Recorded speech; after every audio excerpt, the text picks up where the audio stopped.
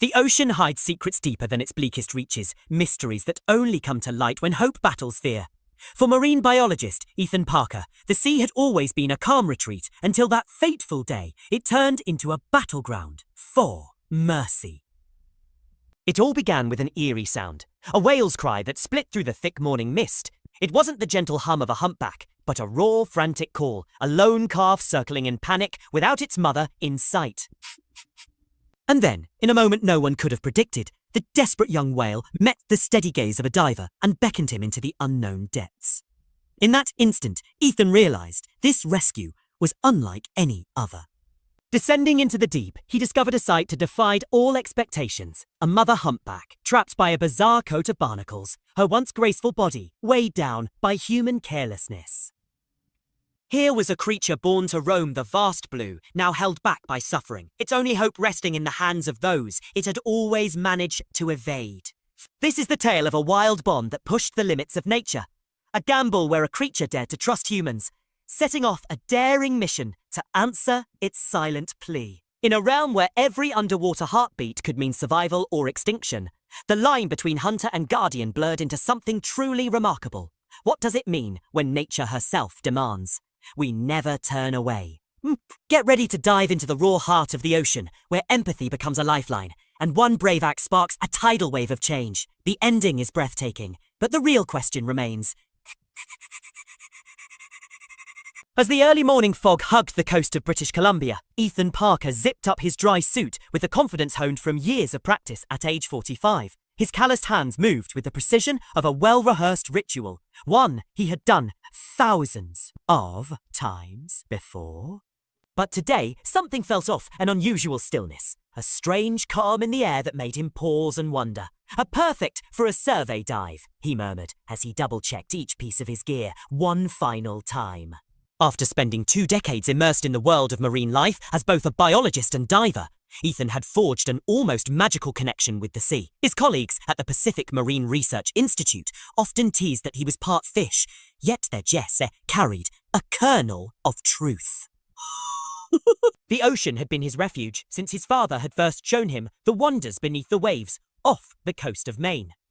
On board the research vessel Ocean Scout, Bob stepped lightly into the quiet cove while Dr. Chin, Ethan's research partner and the team's lead marine veterinarian, joined him with the customary morning coffee. You're early today, she noted kindly, offering him a steaming cup. With the sun barely rising, Ethan accepted the coffee and smiled, mumbling that he hadn't slept well. Something about today just didn't sit right with him. Sarah, ever playful, rolled her eyes and reminded him, your intuition said the same last week when all we got was kelp and the usual loose ends. Yet Ethan insisted, uncertain why the morning air buzzed with attention like the calm before a storm. Their dive was part of a long-term study tracking how local marine life was bouncing back after years of heavy fishing and pollution. Recent signs, more whales, healthier fish, even creatures once thought to have vanished, sparked cautious hope. As Ethan completed his final gear check, the first rays of sunlight began breaking through the fog, casting dancing light on the water's surface.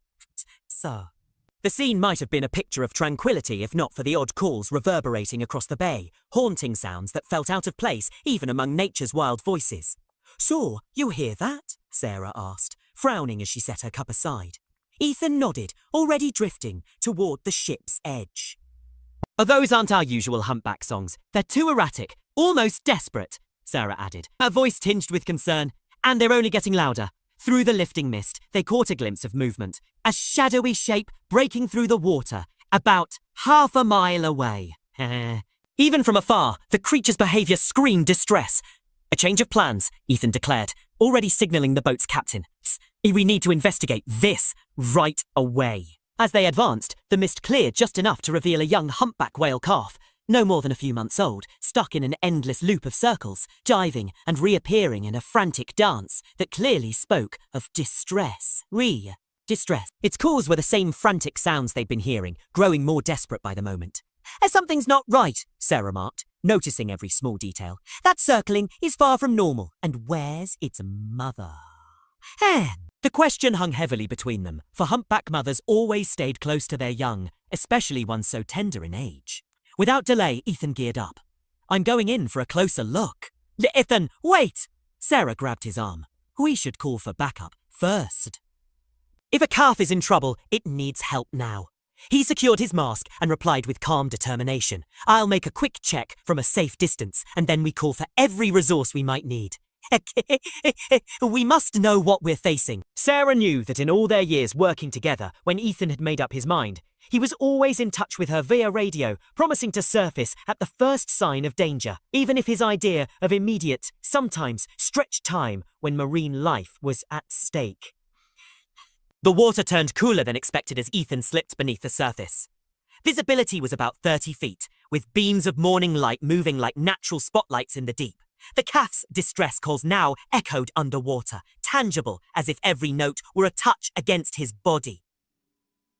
Cautiously, Ethan moved forward, and soon the calf emerged in his view, a beautiful creature, roughly 15 feet in length, marked by the white pectoral fin typical of a humpback. Instead of the usual shy behaviour, this calf locked eyes on Ethan and started to swim towards him. His heart hammered in his chest. Despite countless whale encounters over the years, having one come straight at him felt both rare and risky. Standing his ground, Ethan was ready to retreat if needed. The calf swam around him twice, its dark eye fixed on him as if it held deep understanding beyond its age. Then, in a move that broke every rule, Ethan thought he knew about wild encounters. The calf gave him a gentle nudge with its head, then turned and glanced back, as if saying, "Hey, come on, follow me!" Oh, desert, thanks. Even as he spoke into his radio, he knew how wild it sounded. Be careful, Ethan. This isn't normal behaviour. Sarah's voice crackled with worry. Yet Ethan was already in pursuit, following the calf as it led him a few body lengths ahead, before circling back, ensuring he kept up with its pace. They drifted farther into the sound, leaving behind the shallows as the water grew dimmer, until ahead in the gloom lay a massive shape, a full-grown female humpback, about 40 feet long, drifting slowly with a slight tilt that hinted at severe distress. What's happening? Ends? Ethan breathed into his radio. Sarah's tone was tight as she responded. I found the mother.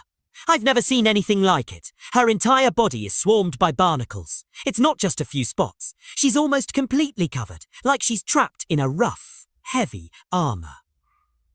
Drawing closer with caution, Ethan circled her slowly. The horrifying sight of the barnacle layers was unmistakable. They were so thick in places they looked almost like a solid shell, and it was clear they were weighing her down. Even worse, a glint of synthetic material caught his eye among the barnacles. Fishing net, partially lodged in the whale's mouth. There's fishing gear involved, he reported. He can't tell how bad it is, but it looks like she might have swallowed some of it. Meanwhile, the calf continued its frantic circling, occasionally nuzzling its mother, who could only offer faint, weak responses. The scene was utterly heartbreaking. A once mighty creature, barely able to move, while her baby desperately sought help from the one person it trusted. Ethan knew time was running out. The barnacle infestation was life-threatening, the heavy coverings hindering her movement and even her ability to breathe. Sarah, we need everything ready, he said into his radio. Call the Marine Mammal Rescue Centre and get their veterinary team out here. We'll likely need extra divers to keep her near the surface. He paused as he watched the calf make another anxious loop. I don't think she has much time. Soon, the next few hours turned into a blur of activity. Several boats appeared, loaded with experts and specialised equipment from various marine wildlife groups. Dr. James Morrison, the region's top marine mammal veterinarian, took charge, quickly forming a team to assess the dire situation. This barnacle coverage is beyond anything I've ever seen, he declared after his first look. Something must have weakened her immune system, Sarah suggested. Maybe that fishing net has been in her digestive system for a while, leaching toxins. That might explain it. Dr. Morrison nodded, agreeing that the net's long-term presence had allowed the barnacles to multiply in a vicious cycle. The more barnacles that attached, the harder it became for her to move and feed, further draining her strength. The subsequent rescue operation would later be called one of the toughest marine interventions ever attempted.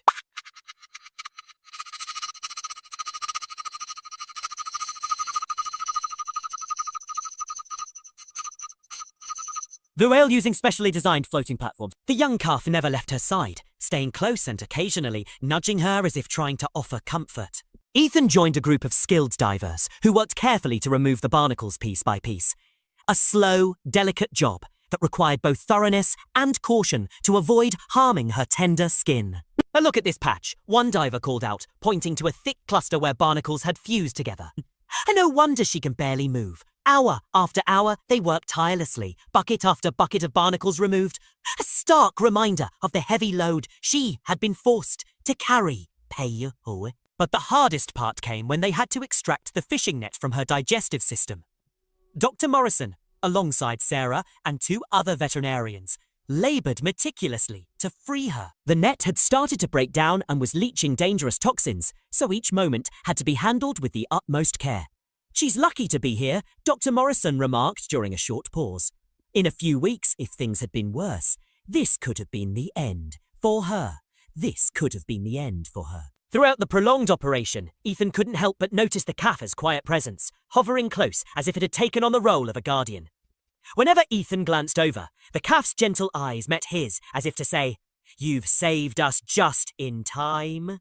The rescue work lasted well into the night under the bright beams of powerful underwater lights. Near midnight, Dr. Morrison finally announced that they had removed all the accessible fishing net material and had cleared about 60% of the barnacles, enough to allow the whale some natural movement while her body began its slow healing.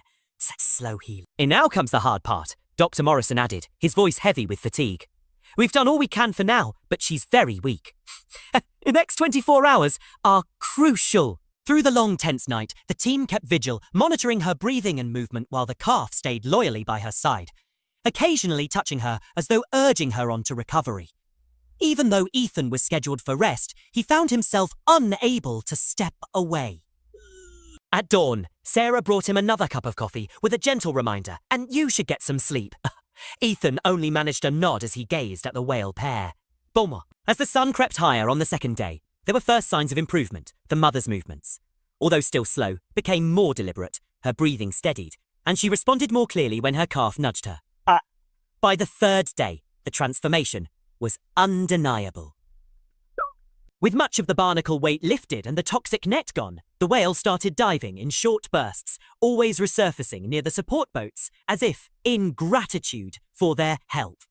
The calf's once frantic circling softened into playful leaps and occasional bretches that drew relieved smiles from even the most hardened rescuers.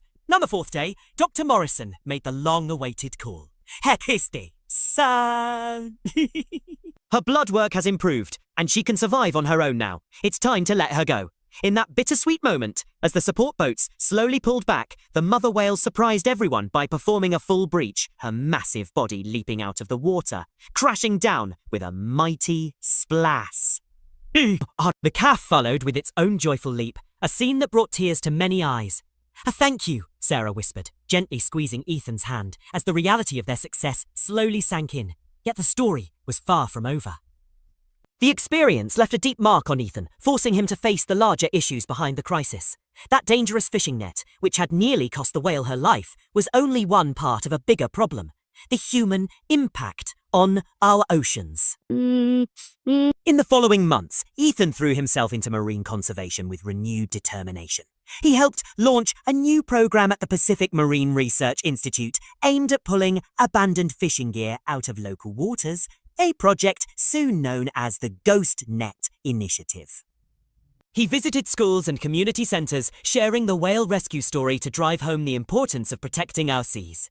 Sarah was right there with him, assisting with funding and helping the program grow. Together they developed new guidelines to spot and help marine mammals in distress, a plan born from the lessons of that unforgettable day. Almost exactly a year later, while on a routine survey dive in the same area, Ethan heard the familiar, comforting songs of whales. Hey. 2 humpbacks soon appeared in the distance, an adult and a juvenile moving with quiet strength through the water. Even before they drew near, Ethan recognized the adult by a few scattered barnacle patches, a distinct reminder of their past ordeal. The young one, no longer a tiny calf, but still full of that playful spirit, moved as if giving a silent hello. Changing his course slightly, Ethan steered close enough for a passing glimpse. The juvenile even executed a perfect breach, showering the boat with sparkling water. Ethan couldn't help but laugh as he wiped his face, marvelling at the connection that stretched across species. Later that evening, while seated on the deck of the Ocean Scout and watching the sunset, Ethan reflected on how a single encounter had changed so many lives, on not only that of the whales they had rescued, but his own as well, and the lives of countless other creatures through his work. Sarah joined him with 2 more cups of coffee, resuming their old tradition. As they talked about life and the mysterious ways of nature, Ethan mused that little calf knew exactly what it was doing when it found us. It understood enough to ask for help, showing us its need. Sarah nodded and added, "It makes you wonder what else we could learn if we just paid attention, and how we are all responsible for each other." Ethan sipped his coffee, his eyes fixed on the distant waves as a lone whale breached against the glowing orange sky. Whether it was that very whale or another, it didn't matter. The important part was that they were free, swimming in healthier waters, thanks to the care of those who truly cared. That day, as the last light faded away, Ethan made a quiet promise to the ocean, and all its creatures. He vowed to keep fighting for their protection, to share their stories so that others might understand that even one act of kindness can spark a change that ripples through entire ecosystems. The Ghost Net initiative had already cleared tons of abandoned gear from local waters, preventing many more animals from suffering a fate similar to that of the barnacle-stricken whale and her determined calf. But more than that, the whole episode reminded him that the bond between humans and animals was deeper and more real than most people ever imagined. In that vast web of life on Earth, every single being was connected and responsible for one another.